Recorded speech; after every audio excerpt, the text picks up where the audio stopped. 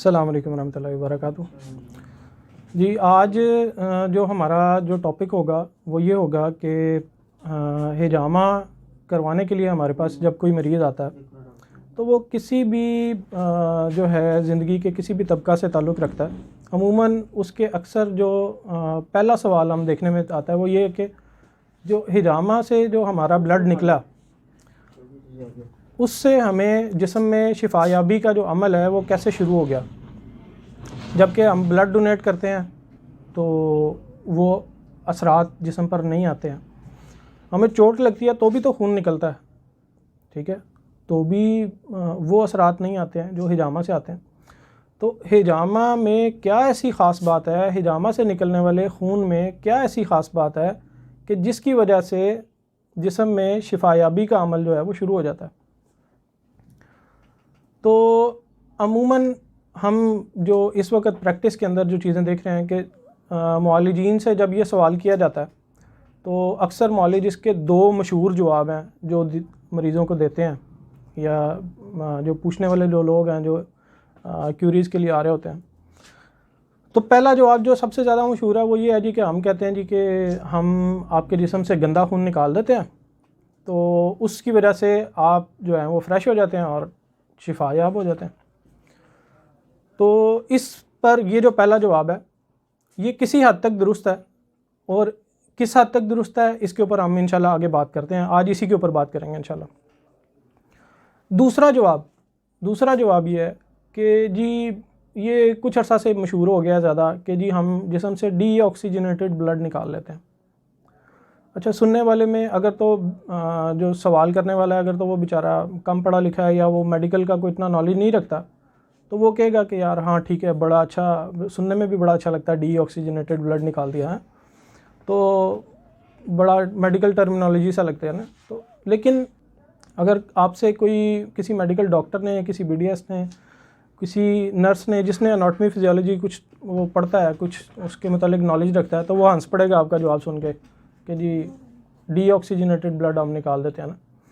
تو D oxygenated blood کیا ہوتا ہے؟ وہ ہوتا ہے جی کہ ہمارا جسم میں سے خون جو ہے وہ ہر دھڑکن کے ساتھ پھیپھڑوں میں جاتا ہے، پھیپھڑوں میں سے آکسیجن لیتا ہے اور پھر اس کے بعد پورے جسم میں جاتا ہے، آکسیجن کو جسم کے ہر ایک ٹیشو میں، ہر ایک سیل تک پہنچاتا ہے اور وہاں سے کاربن ڈائی آکسائڈ لے کے دوبارہ پھیپھڑے میں آ جاتا ہے، پھر آکسیجن لیتا ہے، پھر دوبارہ جاتا ہے، پھر آتا ہے، پھر جاتا ہے۔ یہ عمل مسلسل جب سے ہم پیدا ہوئے ہیں اور جب تک ہم زندہ ہیں تب تک یہ عمل چلتا رہے گا۔ اچھا، ڈی آکسیجنیٹڈ بلڈ اگر آپ نے نکال دیا تو فائدہ کیا ہوا؟ ایک سوال ہے نا جی کہ ڈی آکسیجنیٹڈ بلڈ تو اگلے چکر پہ تو اس نے پھر آکسیجنیٹڈ ہو ہی جانا تھا، تو ہم نے اسے کیوں نکال دیا؟ ٹھیک ہے، ہم نے تو نکالا آدھا گھنٹہ لگا کے، تو قدرت تو اس کو ہر سیکنڈ بعد آکسیجنیٹڈ کر رہی ہے، ہر سیکنڈ بعد پھر وہ ڈی آکسیجنیٹڈ ہو رہا ہے، ہر سیکنڈ بعد پھر وہ آکسیجنیٹڈ ہو رہا ہے۔ تو ڈی آکسیجنیٹڈ بلڈ کو نکال دینا تو کوئی وہ سائنس نہیں رکھتا، کوئی لاجک نہیں رکھتا، اور نکال دینے کا عمل جو ہے وہ آپ کا اتنا لمبا ہے کہ آپ آدھا گھنٹہ لگا دیتے ہیں، گھنٹہ لگا دیتے ہیں، ٹھیک ہے۔ تو ڈی آکسیجنیٹڈ والا تو عموماً یہ ذہن میں رکھیں کہ یہ بات بالکل لاجک سے ہی آؤٹ ہے۔ اب دوسری بات کرتے ہیں جی کہ گندا خون، کہ جی ہم کہتے ہیں کہ جی ہم حجامہ کے ذریعے سے گندا خون نکال دیتے ہیں۔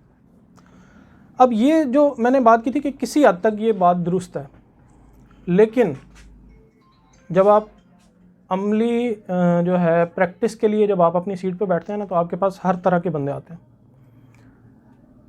آپ کے پاس ایسے آدمی بھی آئیں گے جو بیچارے کم پڑھے لکھے ہوں گے، ٹھیک ہے، تو ایسے جٹ آدمی کو یا کم پڑھے لکھے آدمی کو یا جس کو میڈیکل کا کوئی نالج نہیں ہے تو اس کو آپ سمجھانے کے لیے جو ہے نا دیسی زبان میں ہم کہہ دیتے ہیں جی گندا خون نکالا، اس کو ایسے ہی سمجھ آنی ہے، ٹھیک ہے۔ اس کو آپ پوری اناٹمی پڑھانے بیٹھ جائیں گے وہ کہے گا پتہ نہیں کیا یہ کر رہا ہے میرے ساتھ، ٹھیک ہے۔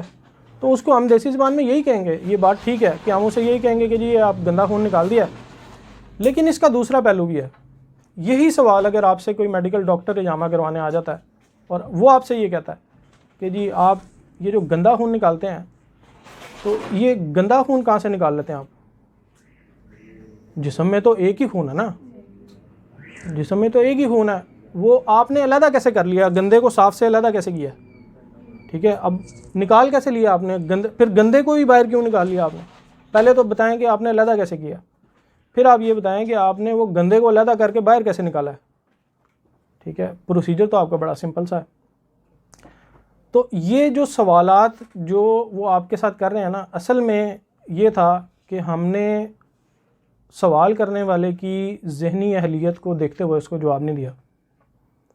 ٹھیک ہے, جیسے ابھی فرحان بھائی بات کر رہے تھے نا کہ جی ہمیں گھل مل جانا ہے, ہمیں دیکھنا ہے کہ سوال کرنے والا کون ہے. وہ ایک ریڈی والا ہے, وہ ایک پھٹے والا ہے, وہ ایک میڈیکل ڈاکٹر ہے. ٹھیک ہے, تو ہمیں سوال کرنے والے کی ذہنی اہلیت اور اس کی قابلیت کو دیکھتے ہوئے اس سے بات کرنی ہے, اس کو جواب دینا ہے. تو کبھی بھی کسی میڈیکل پروفیشنل کو, کبھی بھی کسی پڑھے لکھے کو, آدمی کو جو یہ بات سائنسی طور کے اوپر جاننا چاہ رہا ہے, سمجھنا چاہ رہا ہے اور وہ اس کو چیز کا نالج رکھتا ہے, تو آپ نے اس کو یہ کبھی نہیں کہنا کہ ہم گندا خون نکالتے ہیں. ٹھیک ہے, ہاں دیسی آدمی کو ہم یہی کہیں گے کہ گندا خون نکالتے ہیں, اور یہ بات کسی حد تک ٹھیک بھی ہے. اسی پر آج انشاءاللہ تعالی بات کریں گے کہ وہ کیا پروسیجر ہے, کس طرح سے ہم اس بلڈ کو نکالتے ہیں, حجامہ کے دوران جسم میں عمل ہوتا کیا ہے. اور یہ جو آج ہم چیزیں سمجھیں گے انشاءاللہ تعالی, اس کے ساتھ حجامہ سے متعلق کیے جانے والے 20 سوالات انشاءاللہ تعالی ہم اس کو دیکھیں گے کہ یہ ایک چھوٹے سے عمل کو, فینومینا کو سمجھنے کے بعد وہ جو 20 سوالات حجامہ کے پروسیجر کے اوپر اٹھتے ہیں, اس کے بہت سارے جوابات ہمیں انشاءاللہ اس کے اندر ہی مل جائیں گے. ایکسکیوز می سر, میں یہ بات کرنا یہاں پہ چاہتی ہوں کہ اگر ابھی آپ نے کہا کہ ایک متوسط طبقے کے لوگوں کو ایسے آپ نے ٹیکل کرنا ہے کہ گندا ہونا ہے, تو اگر ہمارے پاس کوئی ڈاکٹر یا یہ آتا ہے تو اسے ہم نے کیا چیز کہنی ہے اس اسی پہ ہی بات کریں گے آج انشاءاللہ تعالی. ٹھیک ہے جی, تو جب یہ پورا ختم ہوگا تو میں آخر میں آپ کو وہ پراپر پورا جواب بتاؤں گا کہ آپ نے ان کو کیا کہنا ہے. ٹھیک ہے, ظاہر پورا لیکچر تو نہیں دیں گے نا انہیں, تو آپ نے ایک جملے کے اندر انہیں کیا کہنا ہے. ٹھیک ہے, ہم انہیں یہ کہیں گے کہ ہم جلد میں موجود ایکسٹرا سیلولر سپیس میں ایکسٹرا سیلولر فلوئڈ کے اندر موجود پازیٹیو پیتھولوجیکل سبسٹانسز کو باہر نکال دیتے ہیں. یہ ایک جملہ ہے. اب جو میڈیکل پڑھا ہوا بندہ ہے نا, آپ نے تو ایک جملہ پڑھا ہے لیکن اس کو سب پتہ لگ گیا کہ آپ نے کیا کہا ہے. ٹھیک ہے, لیکن آپ نے یہ جو بتایا ہے یہ آپ کو بھی تو پتہ ہونا چاہیے نا. تو آج ہم یہ پڑھیں گے انشاءاللہ. ٹھیک ہے, ایکسٹرا سیلولر سپیس میں موجود ایکسٹرا سیلولر فلوئڈ میں پائے جانے والے پازیٹیو پیتھولوجیکل سبسٹانسز کو ہم باہر نکال دیتے ہیں اور جسم شفا یاب ہو جاتا ہے. یہ اتنی سی بات کریں گے, میڈیکل ڈاکٹر کو سب پتہ چل گیا کہ آپ کیا کہنا چاہ رہے ہیں, آپ کا جو حجامہ کا پروسیجر ہے وہ کیسے عمل میں آتا ہے, وہ اتنی سے جملے سے ہی سمجھ جائے گا. ٹھیک ہے, وائٹ بورڈ آ گیا, وائٹ بورڈ اور مارکر دے رہے ہیں. یہ جو حجامہ کا پورا عمل ہے اسے ہم انشاءاللہ تعالیٰ 4 یا 5 سٹیپس کے اندر سمجھنے کی کوشش کریں گے کہ یہ پورا عمل ہوتا کیا ہے. جیسے میں نے آپ کو بتایا کہ یہ صرف ایک پروسیجر ہم سمجھ رہے ہیں, لیکن اس کے درمیان میں ذیلی طور پر کوئی 15-20 ایسے میجر سوال ہیں جن کے جوابات آپ کو اس کے اندر سے مل جائیں گے انشاءاللہ تعالیٰ. اور بہت سارے سوالات جو ہم آج ڈسکس نہیں بھی کریں گے ان کے جواب بھی آپ کو اسی کے اندر سے مل جائیں گے انشاءاللہ. یعنی پروسیجر فینومینا سمجھ لیں, صرف اسی کے ساتھ ہی انشاءاللہ تعالیٰ ہو جائے گا. سب سے پہلے یہ سمجھیں کہ یہ ہماری جلد ہے. ٹھیک ہے, جلد کے کتنے حصے ہوتے ہیں جی؟ سب سے اوپر والا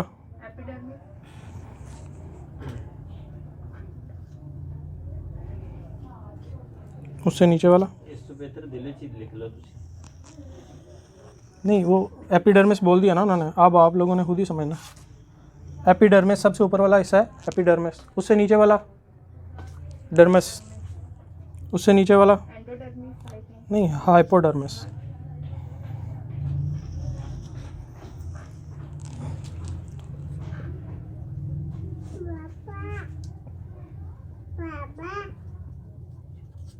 ٹھیک ہے جی, جلد کے کتنے سے ہیں؟ 3 لیئرز ہیں جلد کی. سب سے اوپر ہے ایپیڈرمس, اس سے نیچے ہے ڈرمس, اور اس سے نیچے ہے ہائپوڈرمس. اب تھوڑا سا مختصراً ہم اس کی ساخت کو سمجھ لیتے ہیں. جو ایپیڈرمس ہے اس کے اندر جو سیلز ہوتے ہیں وہ اس شیپ کے ہوتے ہیں. ٹھیک ہے, یہ اس طرح سے آپس میں جڑے ہوئے ہوتے ہیں, اور ان کے درمیان میں ہم دیکھ رہے ہیں کہ سپیس, جو درمیان میں سپیس ہے یہ بہت کم ہوتی ہے. اور جیسے جیسے اوپر والے سیلز ڈیڈ ہوتے جاتے ہیں, نیچے والے سیلز وہ وہاں سے پروڈکشن کرتے کرتے وہ اوپر کے ساتھ ملتے چلے جاتے ہیں. یہ ڈرمس کے اندر جو ہے وہ اس کی ساخت اس طرح کی ہوتی ہے جو ایپیڈرمس میں. ڈرمس کے اندر جو سیلز ہیں وہ اس نوعیت سے جڑے ہوئے ہوتے ہیں.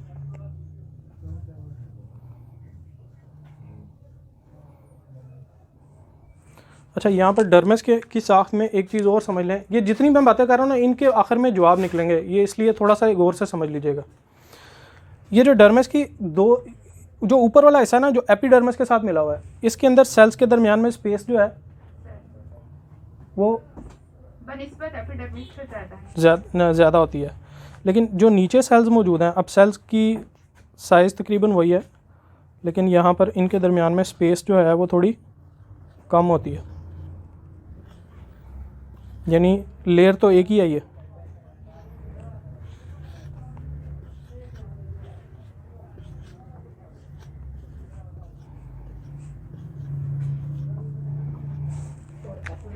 ٹھیک ہے جی.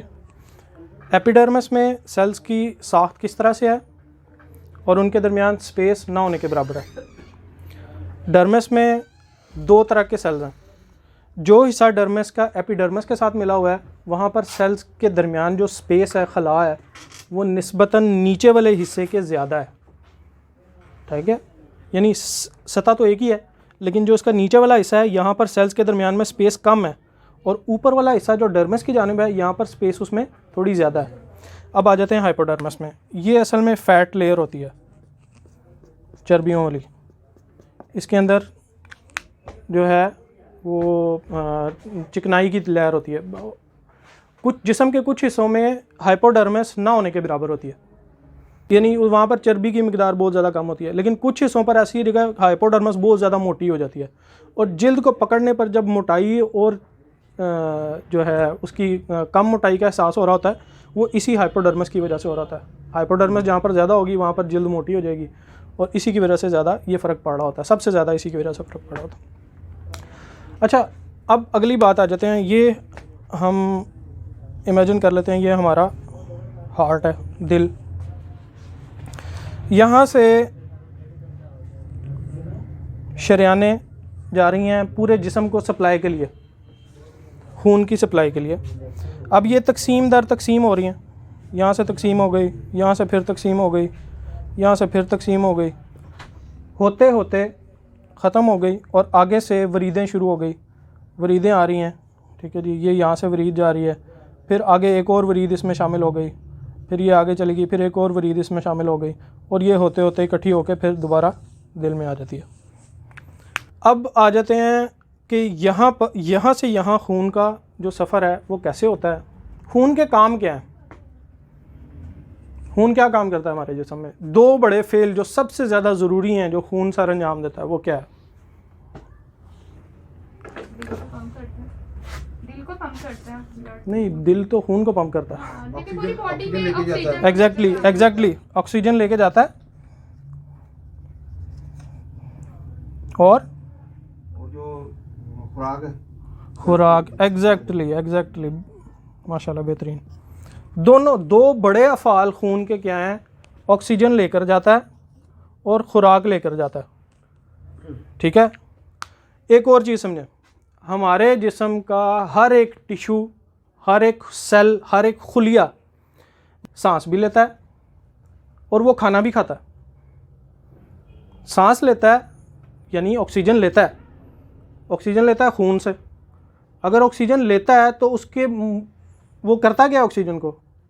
سیل کے اندر کیا میٹابولزم ہوتا ہے, اور وہ کاربن ڈائی آکسائڈ خارج بھی کرتا ہے. اب آکسیجن اگر وہ خون اس کو دے رہا ہے تو وہاں سے کاربن ڈائی آکسائڈ واپس بھی لا رہا ہے.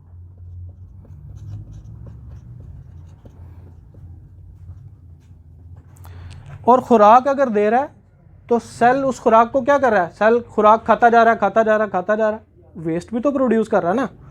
تو اس خوراک کے بدلے جو فاسد مواد وہ پیدا کر رہا ہے, خون دوسرا یہ کام کرتا ہے کہ وہ فاسد مواد واپس لے لیتا ہے.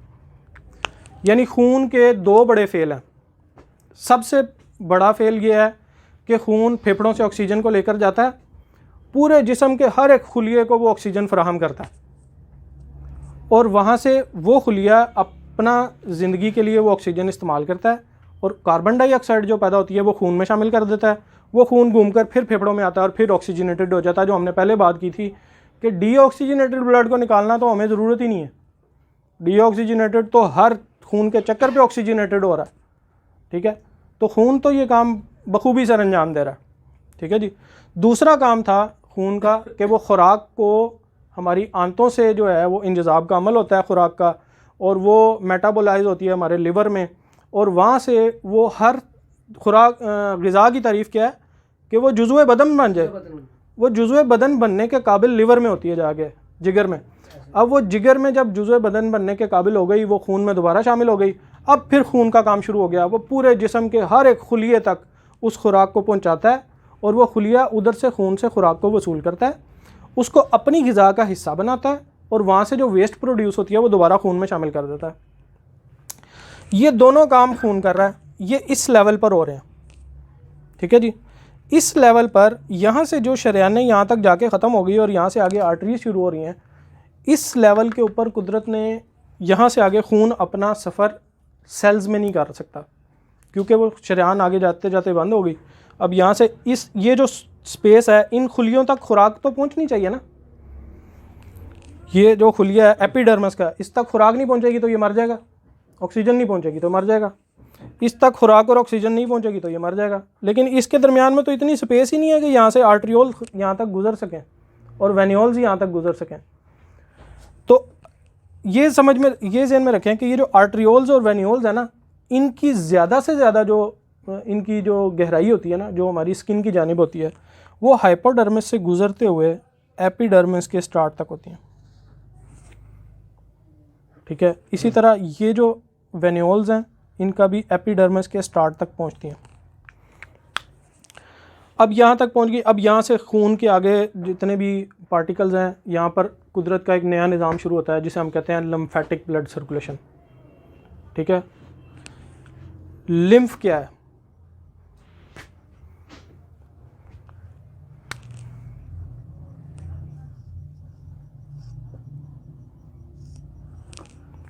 لمف کیا ہے؟ لمف ہے خون کی بیس, وہ سیال مادہ جس کے اوپر خون کے سارے خلیات تیر رہے ہیں.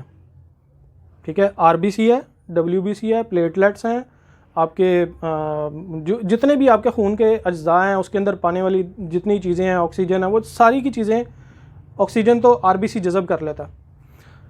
تو یہ ساری چیزیں جو ہیں, یہ جو کریات خون ہیں جنہیں ہم کہتے ہیں خون کے اجزاء, خون کے خلیات, یہ جس بیس کے اوپر تیر رہے ہیں یہ لمف کہلاتی ہے.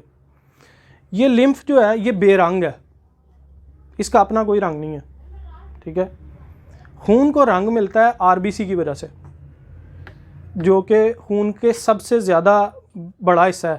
آر بی سی کے اندر ہیموگلوبن ہوتا ہے, اور ہیموگلوبن کے اندر رنگ موجود ہوتا ہے, جس کی وجہ سے ہیموگلوبن کی وجہ سے آر بی سی کو رنگ ملتا ہے, اور آر بی سی کی وجہ سے خون کو رنگ ملتا ہے.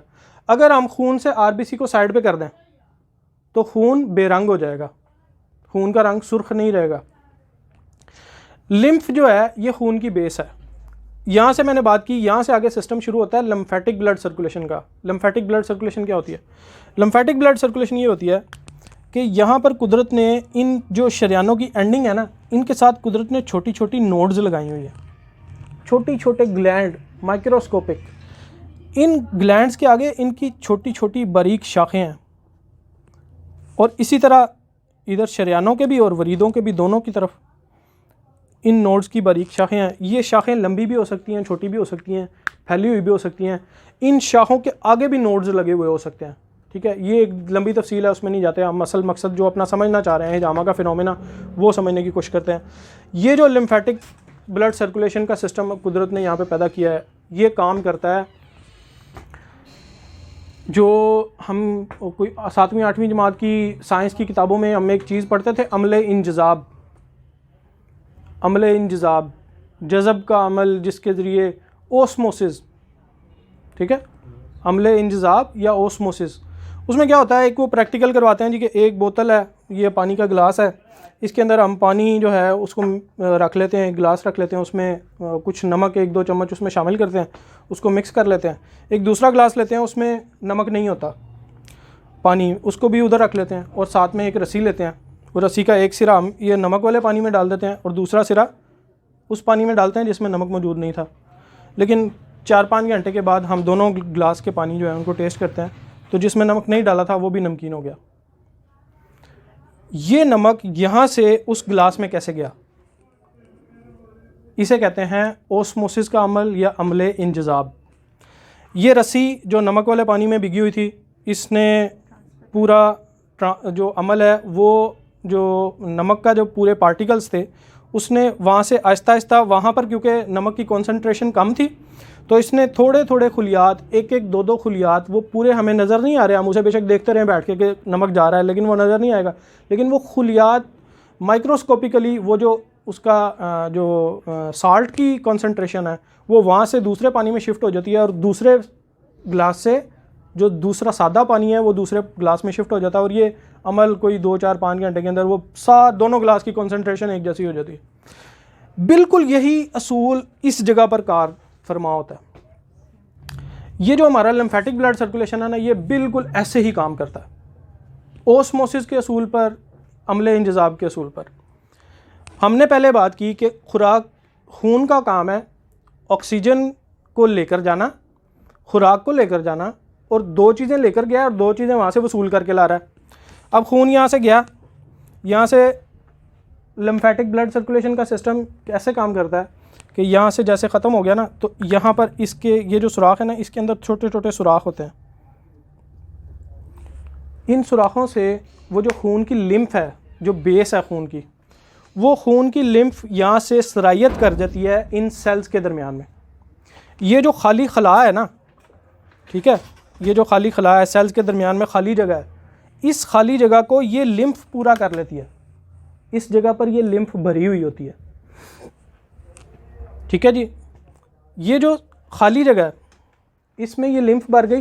اب کیا کام ہوتا ہے کہ جو خون سے آنے والی آکسیجن ہے وہ لمف اپنے اندر جذب کرتی ہے, اور لمف کیونکہ اس میں آکسیجن بھی موجود ہے اور خوراک بھی موجود ہے تو یہ جو سیل ہے نا, کوئی بھی ایک سیل ہے, یہ جو خلیہ ہے یہ یہاں سے آکسیجن کو وصول کر لیتا ہے اپنے اندر, دوسرے نمبر پہ خوراک کو اپنے اندر وصول کر لیتا ہے, اس لمف سے جذب کر لیتا ہے عمل انجذاب کے ذریعے سے. اور جب اس کے اندر اپنا سیلولر میٹابولزم ہو جاتا ہے یعنی اس سیل کا اپنے ہضم ہو جاتا ہے اس کا, تو وہ کیا کرتا ہے اپنی ویسٹ خارج کرتا ہے کاربن ڈائی آکسائڈ کی شکل میں اور فاسد مادوں کی شکل میں. وہ دوبارہ وہ جو ویسٹ مٹیریل ہے کاربن ڈائی آکسائڈ اور فاسد مواد وہ اس لمف میں چھوڑ دیتا ہے. اب یہاں سے وہ اوسموسس کا عمل شروع ہوتا ہے. جیسے جیسے یہاں سے آکسیجن کی مقدار بڑھتی جاتی ہے یہ لمف یہ جو سیلز ہیں اس کو جذب کرتے جاتے ہیں اور خارج باہر مواد کو خارج کرتے جاتے ہیں. لیکن اس لمف میں جب کاربن ڈائی آکسائڈ کی مقدار یا فاسد مواد کی مقدار اپنے ایک لیول پرٹیکولر لیول سے بڑھ جاتی ہے تو یہ ایکٹیو ہو جاتا ہے گلینڈ, یہ گلینڈ ایکٹیو ہوتا ہے اور یہ وہ اضافی کاربن ڈائی آکسائڈ اور اضافی فاسد مادے جذب کرتا ہے اور جو ہے وہ وریدوں کے اندر داخل کرنا شروع کر دیتا ہے. اور یہاں سے پھر یہ وریدیں جمع ہوتی ہوتی دوبارہ خون دل میں چلا جاتا ہے اور وہاں سے پھر دوبارہ نئی سپلائی لے کر پھر پہنچ جاتا ہے. ہم یہ بات کر رہے تھے جی کہ یہ جو لمف ہے یہ جو ہم نے بات کی کہ سیلز کے درمیان میں جو سپیس ہے, اس سیلز کے درمیان میں جو سپیس ہے اسے ہم کہتے ہیں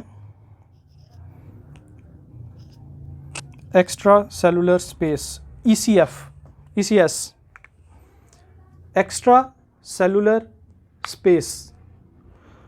اور یہ جو اس سپیس کے اندر یعنی یہ جو خلا ہے سیلز کے درمیان میں جو خلا ہے اس خلا کا نام تو ہم نے پڑھ لیا کہ میڈیکل کی ٹرمینالوجی میں اس کو ہم کہتے ہیں ایکسٹرا سیلولر سپیس, جو ہم نے جواب پہلے پڑھا تھا. یہ وہ سپیس ہے جسے ہم کہتے ہیں ایکسٹرا سیلولر سپیس. اب اس سپیس میں جو یہ لمف پایا جاتا ہے یہ جو سیال مادہ پایا جاتا ہے جس کے ذریعے سے یہ انجذاب ہو رہا ہے اس سیال مادے کا بھی کوئی نام ہے تو اس کو ہم کہتے ہیں ایکسٹرا سیلولر فلوئڈ, ٹھیک ہے. خلا کا نام ہو گیا ایکسٹرا سیلولر سپیس اور اس سیال مادے کا نام ہو گیا ایکسٹرا سیلولر فلوئڈ. اب یہاں سے ہم نے ہارٹ نے پمپ کیا, پورا فینومینا سمجھ لیجئے. یہاں سے اس میں کاربن ڈائی آکسائڈ اور خوراک کی مقدار زیادہ ہے, لمف نے اس کو لمف میں جو ہے منتقل کر دیا, لمف سے سیل میں پہنچ گیا, سیل سے سیل کس طرح خوراک وصول کرتا ہے؟ خلیے کی جو باہر کی جھلی ہوتی ہے اسے کیا کہتے ہیں؟ Cellular membrane. ٹھیک ہے, یہ جو سیلولر میمبرین ہوتی ہے نا یہ جالی کی طرح کام کرتی ہے. اس کے اندر یعنی ویسے تو یہ ایک جھلی ہے لیکن اس کے اندر چھوٹے چھوٹے سوراخ ہوتے ہیں جہاں سے غذا اور چیزیں سیل کے اندر جاری ہوتی ہیں اور باہر آ رہی ہوتی ہیں. اب ہم سمجھنے لگے ہیں اصل جو چیز سی پی ایس کازیٹیو پیتھولوجیکل سبسٹانسز وہ کیا ہوتے ہیں. سی پی ایس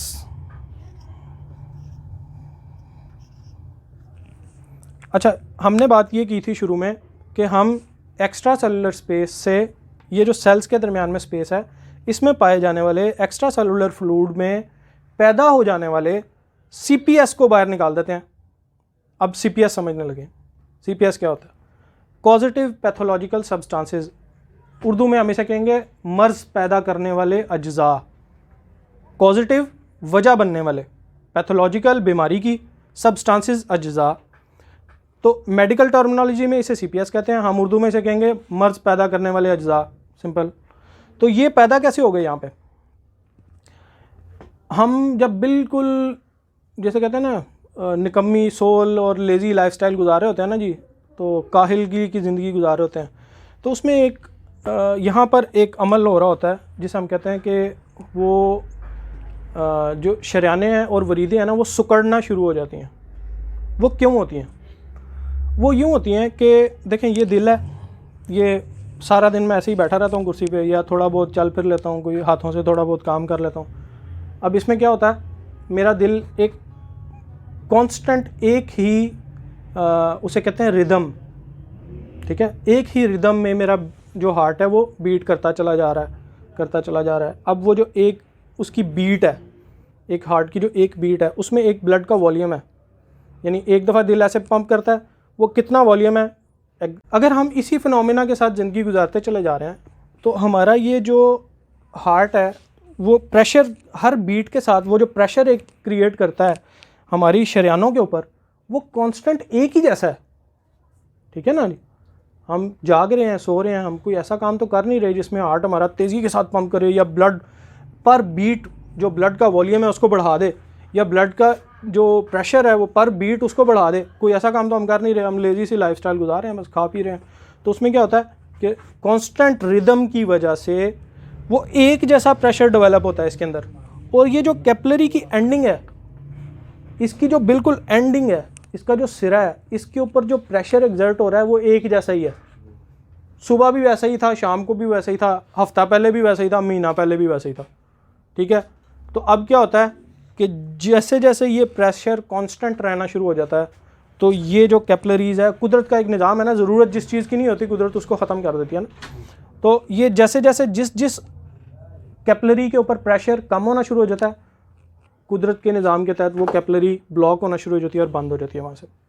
پھر کیا ہوتا ہے, اگر اس کا نیٹ ورک یہاں تک تھا تو یہاں تک پریشر صحیح آ رہا تھا, یہاں تک نہیں آ رہا تھا, تو یہ کیپلری ڈیڈ ہو جائے گی. اس سے کیا ہوگا, نظام تو یہاں سے بھی چل رہا ہے نا, زندگی تو چلتی رہے گی, زندگی تو ختم نہیں ہو جائے گی.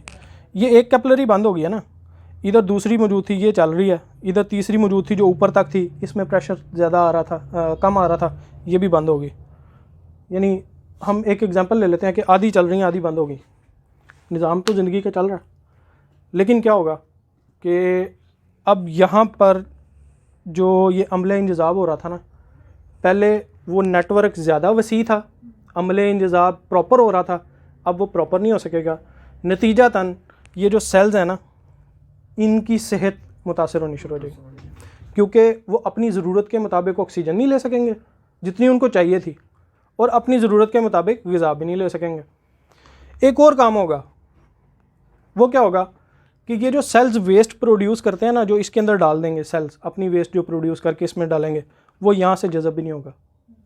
صحیح طرح ہوگا تو صحیح, لیکن اس طرح نہیں ہو سکے. 50% ڈگریز ہو گیا نا, ہم نے ایک مثال کے طور پہ سمجھنے کے لیے کوشش کی. 50% ڈگریز ہو گیا. یہاں سے جو 2 عمل ہو رہے تھے وہ بھی 50% ڈگریز ہو گئے, اور جو یہاں سے 2 عمل ہو رہے تھے یہ بھی 50% ڈگریز ہو گئے.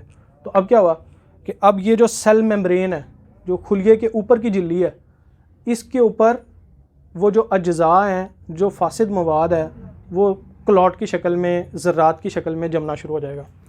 یہ جو سیل ہیں اس کے اوپر یہ جو جالی ہم نے سمجھی تھی اس کے اندر باریک باریک سوراخ ہیں. اب مثال دے رہے ہیں کہ یہاں پر ایک ذرا ایک کیسا ہے جو یہاں پر آ کے اس نے اس سوراخ کے اوپر آ کے اس کو بند کر دیا, ٹھیک ہے. اب یہ جو سوراخ ہے یہ بند ہو جائے گا. اب اس سیل کو زندہ رہنے کے لیے باقی جو سوراخ ہیں جو سیل میمبرین کے اندر جو باقی نوڈز ہیں ان نوڈز کا سہارا لینا پڑے گا, کیونکہ اس کے اوپر تو بلاکیج آ گئی.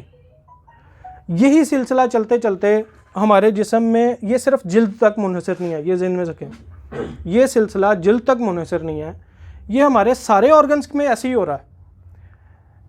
ہمارے جگر کو بھی ایسی ہی بلڈ سپلائی جاتی ہے, ہمارے گردوں کو بھی ایسی بلڈ سپلائی جاتی ہے, ہمارے معدے کو بھی ایسی ہی بلڈ سپلائی جاتی ہے, پھیپھڑوں کو بھی ایسی جاتی ہے.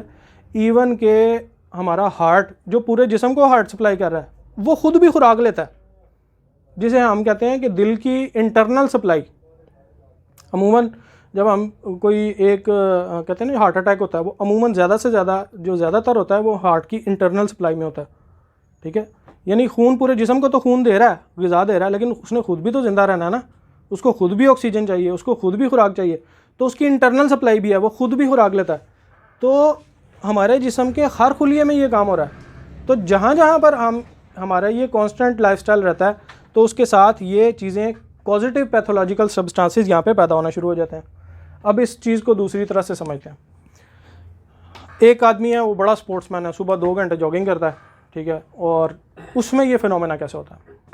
اس میں یہ فنومینا یہ ہوتا ہے کہ جی ہارٹ سارا دن نارمل ہے, اب وہ جو 2 گھنٹے یا 1 گھنٹہ یا آدھا گھنٹہ وہ جو اچھی ایکسرسائز کرتا ہے نا, اس میں کیا ہوتا ہے, ہارٹ زور سے پمپ کرتا ہے, یہاں پر پریشر ایگزرٹ ہوتا ہے جو آلریڈی یہاں پر نارمل پریشر تھا. اب اس میں کیونکہ پریشر کانسٹنٹلی وہ آدھا گھنٹہ محنت کرتا ہے نا, تو یہاں پر پریشر ڈکریز ہونا چاہیے. تو وہ جو قدرت کا نظام تھا کہ جس چیز کی ضرورت نہ ہو اس کو ختم کر دیا جاتا ہے, تو قدرت کا ایک دوسرا نظام بھی ہے کہ جہاں پر ضرورت پوری نہ ہو وہاں پر نئی چیز بھی بن جاتی ہے. تو یہاں پر ایک نیا فنومینا شروع ہوتا ہے کہ یہ جو یہاں پر اگر پریشر ضرورت سے زیادہ مسلسل ایگزرٹ ہوتا رہے گا تو ایک وقت آئے گا کہ یہاں سے نئی شریانیں ڈیولپ ہونا شروع ہو جائیں گی اور وہ مزید آگے تک جائیں گی. اور یہ سسٹم صرف جلد میں نہیں, ہمارے جسم کے ہر خلیے کے ساتھ ہوتا ہے, ہر عضو کے ساتھ ہوتا ہے. تو یہ زیادہ بہتر جسم کے خلیات غذا لیں گے, زیادہ بہتر آکسیجن لیں گے, زیادہ بہتر ہیلدی رہیں گے, اور یہ فنومینا اس کے ساتھ چلتا رہتا ہے.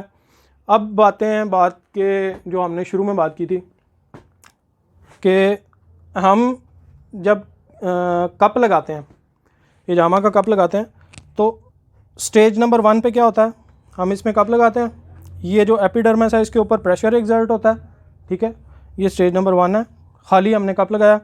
اب یہ نارمل فنومینا تھا, ہم نے اس پہ کپ لگایا, اب اس میں پریشر کتنا ایگزرٹ ہوتا ہے, تھوڑا بہت ہمیں یہ بھی معلومات ہونی چاہیے نا کتنا پریشر ایگزرٹ ہوتا ہے. تو ایک نارمل سائز کا جو ہجامہ کا ویکیوم پمپ ہے اس سے جب ہم ایک دفعہ پمپ کرتے ہیں تو وہ تقریباً -300 مرکری سے -450 مرکری تک کا پریشر سکن کے اوپر ایگزرٹ کر دیتا ہے. یہ اتنا زیادہ پریشر ہوتا ہے کہ یہ جو سسٹم نارمل چل رہا تھا یہ ریورس ہو جاتا ہے. وہ کیسے ریورس ہوتا ہے میں بتاتا ہوں آپ کو. یہ جو ایپیڈرمس تھی نا, یہ جو سیلز ہیں یہ کیونکہ ایپیڈرمس ابھر کر اس کپ کے اندر آ جاتی ہے تو یہ اس کے سیل تو زیادہ نہیں ہو سکتے نا, سوزش ہو جاتی ہے نا, ہم کپ لگاتے ہیں تو دیکھتے ہیں سوج گئی ہے جگہ. اب وہاں پر کیا ہوا, نئے خلیے تو اتنی جلدی 2 منٹ میں نہیں بن گئے نا, وہ والیوم زیادہ کیسے ہو گیا, وہ والیوم زیادہ ایسے ہوا کہ یہ جو سیلز ہیں یہ سیل تو ویسے ہی ہیں اتنی کی اتنی مقدار میں ہیں, لیکن یہ جو یہاں سے لمف موجود تھا نا یہ اس ایپیڈرمس کے اندر زیادہ صلاحیت کر گیا. اب سیلز کے درمیان میں سپیس زیادہ ہو گئی ہے اس کی نسبت, تو یہ سویل کر گئی ہے, ہمیں پھولی ہوئی محسوس ہو رہی ہے. یہ پہلا مرحلہ ہے جب ہم کپ لگاتے ہیں. اس میں کیا ہوتا ہے, یہ پریشر اتنا زیادہ ایگزرٹ ہو جاتا ہے کہ یہ جو نوڈز کے اندر جو اینڈنگ ہے اس کے اندر جو سوراخ ہیں باریک باریک یہ رپچر ہو جاتے ہیں, یہ پھٹ جاتے ہیں. پہلے کیا ہو رہا تھا, یہاں سے آر بی سی نہیں گزر پا رہا تھا, اب اس میں سے وہ جو رپچر ہو جاتی ہے اس میں سے آر بی سی بھی گزر جاتا ہے اور آر بی سی گزر کے اس لمف کے اندر شامل ہو جاتے ہیں. اس کے ساتھ ساتھ یہ وہ آر بی سیز ہوں گے جو چھوٹے بیبی آر بی سیز ہوں گے, ٹھیک ہے, جن کا سائز ابھی پوری طرح ڈیولپ نہیں ہوا ہوگا, یا بروکن آر بی سیز ہوتے ہیں جو اپنی عمر پوری کر جاتے ہیں اور پھر وہ ٹوٹ پھوٹ کا شکار ہو کے دوبارہ جسم میں جاتے ہیں, پھر ریپیئر ہو کے پھر دوبارہ آ جاتے ہیں. یہ بروکن آر بی سیز ہیں یا بیبی آر بی سیز ہیں. وہ ادھر سے اس رپچر ہونے کی وجہ سے یہاں سے اس میں سرائیت کر جاتے ہیں. یہ پہلا مرحلہ ہے جب ہم نے ڈرائی کپنگ لگائی ہے. ٹھیک ہے جی, اور یہ اس میں سرائیت کر گئے. دوسرا سسٹم یہ ہے کہ یہ جو ورید ہے, ورید کی اینڈنگ ہے جہاں سے یہ نارمل فینومینا یہ تھا کہ ورید جو ہے یہ جذب کر رہی ہے, لیکن یہ پریشر اتنا زیادہ ہے, -300 سے -450 مرکری کا پریشر اتنا زیادہ ہے کہ یہ اس پروسیجر کو بھی ریورس کر دیتی ہے. یعنی یہاں سے ساری لمف ایک دم جب اوپر جائے گی تو یہ جو جذب کر رہا تھا یہ بھی سپلائی شروع کر دیتا ہے, یعنی یہاں سے بھی سپلائی, یہاں سے بھی سپلائی. اب آ گیا دوسرا عمل, ہم نے کب اتار دیا, سکن سویل ہوئی ہے. ٹھیک ہے, یعنی سکن کا لیول پہلے یہ تھا, اب سکن کا لیول یہ ہے. اب یہاں پہ سکن میں سویلنگ ہے. دوسرے عمل میں ہم نے یہاں پہ پرکنگ کی. ٹھیک ہے, لمبا ہی ہوتا چاہ. اچھا, پرکنگ کی. پرکنگ جو ہے اس میں ایک بات سے بات نہیں کہ پرکنگ جو ہے وہ کس سے کرنی چاہیے, ہم بلیڈ سے زیادہ بہتر ہے یا نیڈل سے؟ بلیڈ سے. اس کی دو وجوہات ہیں. پہلی جو سب سے بڑی وجہ ہے وہ یہ ہے کہ حضور اکرم صلی اللہ علیہ وسلم کا فرمان ہے کہ حجامہ میں شفا جو ہے وہ بلیڈ کی دھار میں کے کٹ میں ہے. ٹھیک ہے نا, نشتر کی کٹ میں ہے. تو الفاظ جو حدیث کے استعمال ہوتے ہیں کہ وہ کہ شرط محجم, کہ حجامہ لگانے والے کے کٹ میں شفا ہے. ٹھیک ہے, تو اگر ہم سوئی سے سوراخ کریں گے, جو شوگر چیک کرنے کے لیے جو ہم بلڈ لینسنگ ڈیوائسز وغیرہ استعمال کرتے ہیں, اگر ہم اس سے پرکنگ کریں گے بلڈ تو آ جائے گا, لیکن وہ حدیث کے الفاظ پورے نہیں ہوں گے. تو اس میں وہ ایک تو بڑی وجہ تو یہ ہے. دوسری وجہ یہ ہے کہ جب ہم حجامہ سے جب ہم پرک کرتے ہیں تو کیا ہوتا ہے کہ اس کے کٹ اس طرح سے پڑتے ہیں, جیسے یہ میرا ہاتھ ہے, میں نے اس طرح پرک کیا تو یہ کٹ اس طرح سے پڑا اور یہ اس طرح سے کھل گئی جلد. ٹھیک ہے, تو اب ہیلنگ کیسے ہوگی؟ ہیلنگ یہ میں بہت بڑا اس کو مائکروسکوپی کر کے دکھا رہا ہوں, ایسے نہ سمجھیے گا اتنے لمبا کٹ لگانا ہے. ٹھیک ہے, تو اس کو مائکروسکوپیکلی سمجھیں. تو یعنی اس طرح ہوا, یہ اس طرح سے کٹ لگا, اس کی ہیلنگ کیسے ہوگی؟ یہ آہستہ سے جڑ جائے گا اور اس کی ہیلنگ ہو جائے گی. یہ ہیلنگ پروسیجر بے شک اس کا جو ہے وہ جو جگہ ہے وہ زیادہ ہے, لیکن یہ ہیلنگ جلدی ہو جائے گی اور یہ اندر سے باہر کی طرف ہوگی. سمجھ رہے بات؟ پیچھے سے ایسے کھل گیا تھا نا, تو یہ ایسے جڑے گا اندر سے باہر کی طرف, تو اس میں انفیکشن ہونے کا چانس بھی کم سے کم ہے. ٹھیک ہے, علاوہ یہ کہ آپ بہت بڑا کوئی بلنڈر کر دیں. ٹھیک ہے, تو ویسے ہی اس میں انفیکشن نہیں ہو سکتی. اب آ جاتے ہیں کہ سوئی سے سوراخ کیسا ہوتا ہے. سوئی سے سوراخ کیسا ہوا, یہ یعنی ہم نے یہ سکن تھی, ہم یہ اتنی بڑی سوئی, اس کو مائکروسکوپک سمجھ لیں, سوراخ کیا, یہ سوراخ ہو گیا سکن میں. ایک سکن اتنی بڑی ہماری سکن کی سیل ہے, اب اس میں یہ سوراخ ہو گیا. اب یہ کیسے ہیل ہوگا؟ اب اوپر سے ہوگا, کیونکہ اوپر سے سوراخ چھوٹا ہے اور نیچے سے ڈیپتھ میں ہے. جلد نے, قدرت نے اس کو اوپر سے سب سے پہلے بند کرنا ہے تاکہ بیرونی حملہ نہ ہو, اس کا انویڈر کوئی بھی اس میں داخل نہ ہو سکے, انفیکشن پیدا نہ ہو سکے. لیکن وہی جو اس کا منہ بند ہونے والا عمل ہے وہ اندر سے, کیونکہ بعد میں ہیل ہوگا, اوپر سے منہ پہلے بند ہو جائے گا. ٹھیک ہے, تو وہ آپ کو درد بھی کرے گا. آپ دیکھیں شوگر چیک کرنے کے لیے جب آپ ایسے ایک دفعہ پرک کرتے ہیں, ٹھیک ہے, تو خون بند فوری ہو جاتا ہے, لیکن آپ اس کو دبائیں درد ہوگی. حجامہ کے آپ 50 کٹ لگائیں, اس کو دبا کے دیکھیں, کچھ محسوس نہیں ہوگا, درد نہیں ہوگی. کیوں؟ وہ اندر سے بھی ہیل ہو گیا ہوا اور اوپر تو بالکل سرفیس کے اوپر ہے وہ. ٹھیک ہے, تو دو بڑی وجوہات ہیں کہ ہم نیڈل کو استعمال نہیں کرتے. دوسرے سٹیپ کے اندر ہم نے کیا کیا؟ پرکنگ کی. اب کیا عمل شروع ہو جاتا ہے؟ تیسرے سٹیپ کے اندر ہم نے اسی پرکنگ والے پروسیجر کے اوپر ہم نے دوبارہ سے کپ لگا دیا. اب پھر وہی پروسیجر شروع ہوا کہ یہاں پر جو لمف اکٹھی ہو گئی تھی یہ باہر آ کے اس کے اندر جمع ہونی شروع ہو گئی. یہ پروسیجر نمبر 3 ہے, اور پروسیجر نمبر 4 کے اندر ہم نے اس کو صاف کر دیا. ٹھیک ہے جی. پروسیجر نمبر 3 میں کیا ہوتا ہے؟ 1 ہوا خالی کپ لگایا, 2 ہوا ہم نے پرکنگ کی, 3 ہوا ہم نے اس کو دوبارہ کپ لگا دیا, اور 4 ہوا ہم نے اس کو صاف کر دیا. پروسیجر نمبر 1 میں یہ ہوا تھا کہ وہ نیچے سے سارا لمف اوپر آ گیا تھا. پروسیجر نمبر 2 میں کیا ہوا کہ ہم نے پرکنگ کی. پروسیجر نمبر 3 میں ہوا ہم نے دوبارہ سے کپ لگایا. اب جب دوبارہ سے کپ لگایا تو یہ جو لمف ساری یہاں پر ایپیڈرمس میں اکٹھی ہوئی تھی, ڈرمس میں اکٹھی ہوئی تھی, یہ ساری باہر آنی شروع ہوگی. اب یہ جب باہر آنی شروع ہو جائے گی تو یہ ساری لمف, مثال لے لیں, اس ایریے کے اندر جتنی لمف تھی یہ ساری باہر چلے گی, تو یہ جگہ خالی رہ جائے گی. यहाँ पे क्या आएगा, نہیں دوبارہ यहाँ سے دونوں سائڈوں سے, یہاں سے نہیں, یہاں سے تو نارمل فنومینا ہے, یہاں سے تو آنی ہے. اب کیونکہ پریشر اتنا زیادہ ہے کہ یہ بھی واپس دینا شروع کرے گا, ہاں جی تو یہاں اور یہاں دونوں سائڈوں سے لمف دوبارہ اس کی جگہ فل کرنے کے لیے آ جائے گی. یہ جو ایک سرکولیشن ڈیولپ ہوئی ہے, یہ اگلے آنے والے کئی دنوں کے اندر جو ہے نا وہ یہاں پر بلڈ سرکولیشن انہانس کر دے گی. ٹھیک ہے, پروسیجر نمبر 3 میں یہ کام ہو رہا ہے. اور اس کے اندر جتنا سی پی ایس جو مواد تھا وہ یہاں سے باہر نکل گیا, اس کی جگہ نئے فریش جو ہے وہ لمف نے جگہ لے لیا. پروسیجر نمبر 4 میں کیا ہوا کہ ہم نے صاف کر دیا. اب یہ جو اوپر سویلنگ تھی وہ اس کے اندر کیونکہ یہ ایپیڈرمس میں ڈرمس میں لمف زیادہ تھی, آہستہ آہستہ وہ لمف ریورس ہوگی, یہ اپنا کام نارمل شروع کرے گا. اور یہ تو پہلے ہی پھینک رہا تھا, یہ اپنا کام نارمل شروع کرے گا, یہ جذب شروع کرے گا, یہ سپلائی شروع کرے گا, نارمل افعال نارمل ہونے شروع ہو جائیں گے اور یہ سویلنگ بیٹھنی شروع ہو جائے گی.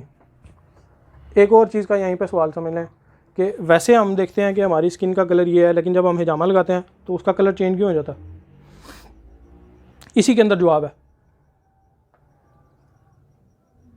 ویسے بھی تو یہی ہے نا. وہاں پہ بلڈ زیادہ پہلے میں نے ایک بات کی تھی کہ لمف جو ہے یہ بے رنگ ہے. یہاں پر تو ساری لمف ہے, لمف میں تو کلر نہیں ہے. کلر یہاں پہ تب آئے گا جب یہاں سے آر بی سی یہاں پہنچے گا. آر بی سی تو پہنچا ہی ہے پہلے اسٹیپ میں. ٹھیک ہے, تو جب ہم ہجامہ کا کپ لگائیں گے آر بی سی تب اس لمف میں شامل ہوگا. جب وہ آر بی سی شامل ہوگا ہمیں نظر آئے گا اس کا بلڈ کا کلر چینج ہو گیا, اسکن کا کلر چینج ہو جائے گا. تو وہ اسکن کا کلر چینج کیوں ہوا تھا؟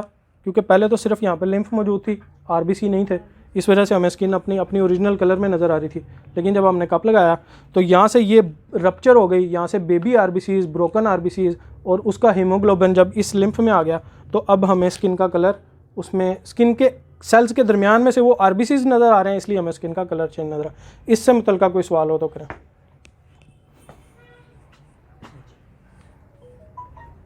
ہے جی کچھ سوال آپ لوگوں کا؟ سارے ہی سمجھ آ گیا. ہے